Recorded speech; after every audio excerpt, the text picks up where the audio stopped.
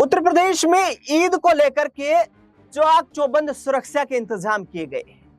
ईद के त्योहार से पहले सीएम योगी आदित्यनाथ सरकार की तरफ से दिशा निर्देश जारी किए गए।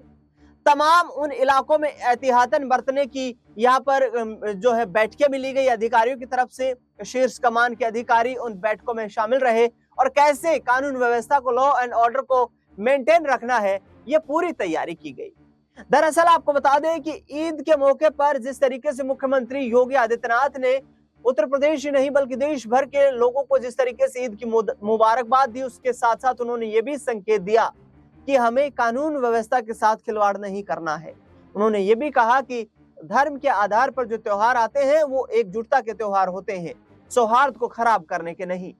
कुछ लोग ऐसे होते हैं जो शरारती तत्व होते हैं और प्रदेश की कानून व्यवस्था और समाज की परिस्थितियों को बिगाड़ने का काम करते हैं, लेकिन हमारी सरकार मुस्तैद है, उन उपद्रवियों को यहाँ पर बख्शा नहीं जाएगा। लेकिन इसके बाद भी झड़प की, हिंसा की और बवाल की खबरें सामने आई। दरअसल आपको बता दें कि उत्तर प्रदेश के मुरादाबाद, सहारनपुर, मुजफ्फरनगर, बिजनौर, संभल और रामपुर जैसे इलाकों से खबरें सामने आई कि ईदगाह का जो परिसर था वो नमाजी जिस वक्त नमाज अदा करने के लिए आ रहे थे, जो उनका वक्त निर्धारित था, उस दौरान इतनी भीड़ ईदगाह पर इकट्ठा हो गई कि जिसके बाद ईदगाह परिसर छोटा पड़ गया। दरअसल इमाम के आह्वान पर जिस तरीके से जो नमाजी मुस्लिम समुदाय के लोग थे वो सड़कों पर नमाज अदा करने के लिए आगे बढ़ने लगे, लेकिन पुलिस प्रशासन की तरफ से उन्हें रोका गया। उनकी तरफ से साफ तौर पर कहा गया कि सड़क को जाम नहीं किया जा सकता है, अल्टरनेटिव स्थान को यहाँ पर मुस्लिम समुदाय के लोग जो है वो नमाज के लिए इस्तेमाल कर सकते हैं। इसको लेकर के मुरादाबाद में जबरदस्त झड़प देखने को मिली।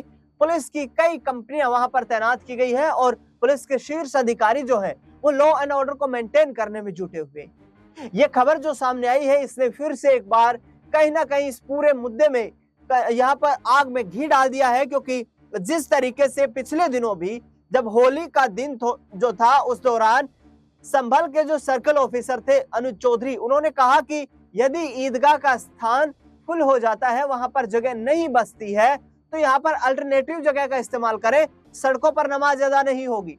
उन्होंने इसके साथ ये भी कहा कि यदि कोई कानून व्यवस्था को बिगाड़ने का काम करेगा तो हमारी सरकार शांत भी नहीं बैठने वाली है। दरअसल जिस तरीके से खबर सामने आई है यहाँ पर मुरादाबाद से, उसने एक बार फिर से उत्तर प्रदेश की कानून व्यवस्था और मुख्यमंत्री योगी आदित्यनाथ, इसके साथ साथ शासन के आदेशों पर भी यहाँ पर सवाल खड़े कर दिए हैं। ऐसे में अधिकारियों की तरफ से कहा जा रहा है कि घटनाएं जो है छिटपुट घटनाएं हुई है, लेकिन स्थिति पूर्णतया से नियंत्रण में है। दरअसल आपको बता दें कि ईद के मौके पर बड़ी संख्या में मुस्लिम समुदाय के लोग जो है खरीदारी करने के लिए बाजारों में भी उमड़ रहे हैं। इसके साथ साथ जब ईद का वक्त होता है यहाँ पर नमाज का, तो उस दौरान भी नमाज अदा करने के लिए वो मस्जिदों का रुख करते हैं।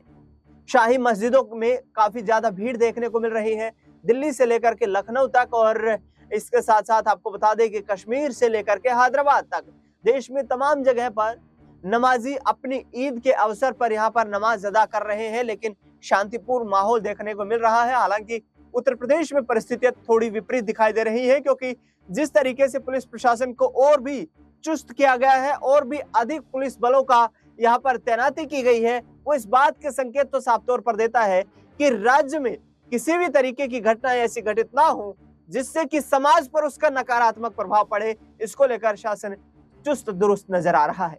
बता दें आपको कि इस पूरे मुद्दे को लेकर राजनीति भी हो रही है। समाजवादी पार्टी के राष्ट्रीय अध्यक्ष अखिलेश यादव ने इन घटनाओं के बाद कहा कि प्रशासन ने किसी भी प्रकार की वो यहाँ पर तैयारियां नहीं की है, वो इंतजामात नहीं किए हैं जिसके आधार पर भीड़ का आकलन करने के आधार पर दूसरी अल्टरनेट जगह का इस्तेमाल किया जा सके। दरअसल इसको लेकर के ये बवाल मच रहा है। सड़कों पर आखिरकार समझ नहीं आता कि नमाजियों को नमाज अदा करने से क्यों रोका जा रहा है।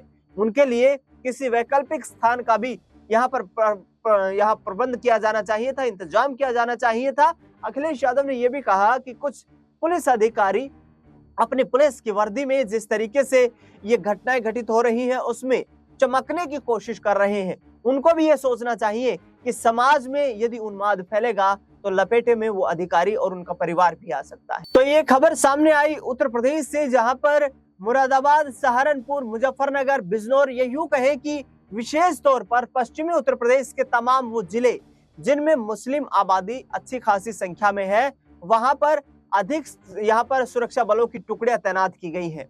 दरअसल इसके साथ साथ ही उत्तर प्रदेश में जिस तरीके से नवरात्रों के वक्त में योगी आदित्यनाथ सरकार की तरफ से नॉनवेज की दुकानें, मीट मांस की दुकानें बंद करने का जो आदेश जारी किया गया है, उस पर भी राजनीति हो रही है। हालांकि पश्चिमी उत्तर प्रदेश में यहाँ पर ईद के मौके को लेकर जिस तरीके से जयंत चौधरी का भी जो बयान सामने आया है, उन्होंने कहा है कि ये त्योहार हम सबको सहयोग समर्थन का त्योहार है, एक दूसरे के धर्मों की भावनाओं की को आहत किए बिना उनका सम्मान किया जाना चाहिए और उसी आधार पर हमें अपने समाज को एकजुट रखना चाहिए।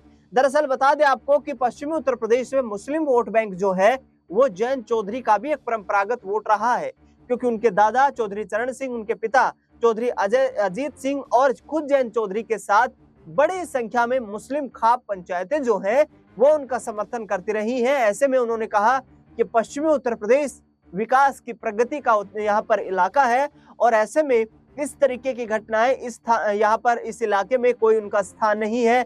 हम सब एक साथ मिलकर आगे बढ़ना चाहते हैं। दरअसल जिस तरीके से उत्तर प्रदेश में आदेश जारी किया गया है, उसके बाद सुरक्षा के इंतजामात और ज्यादा बढ़ाए गए हैं। मीट और मांस की दुकानों को जिस तरीके से बंद करने का यहाँ पर आदेश जारी किया गया है, उससे कहीं ना कहीं व्यापार पर प्रभाव पड़ सकता है, लेकिन एक छोटे तबके पर इसका यहाँ पर प्रभाव देखने को मिलेगा। योगी आदित्यनाथ सरकार का कहना है कि ये नवरात्रों का वक्त है, ये पूजा पाठ का वक्त है, ऐसे में इन दिनों में मीट मांस की दुकानें खुलना बाजार में कहीं से भी तर्क संगत नहीं है। उन्होंने कहा कि एक दूसरे के धर्म के आधार के ऊपर उनके त्योहारों का सम्मान किया जाना चाहिए। दरअसल पूरे मुद्दे को लेकर प्रदेश में राजनीति हो रही है, सुरक्षा बलों की तैनाती की गई है।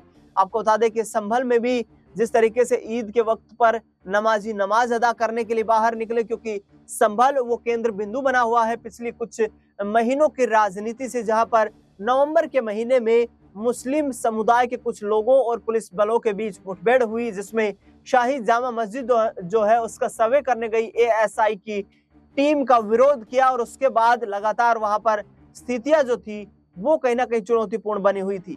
आपको बता दें कि जिस तरीके की घटनाएं घटित हो रही हैं उत्तर प्रदेश में, उसको लेकर के योगी आदित्यनाथ का कहना है कि कानून व्यवस्था पर पुरजोर हमारी कोशिशें हैं कि हम लोगों के साथ रहें, उनकी हर समस्या का समाधान करें, उनकी हर त्योहार में शरीक हो, उनकी भावना का सम्मान करें, लेकिन परिस्थितियां विपरीत हुई तो यहाँ पर हम एक्शन भी कड़ा लेंगे। उन्होंने कहा कि समाज में, किसी भी समाज में अराजक तत्वों का कोई स्थान नहीं।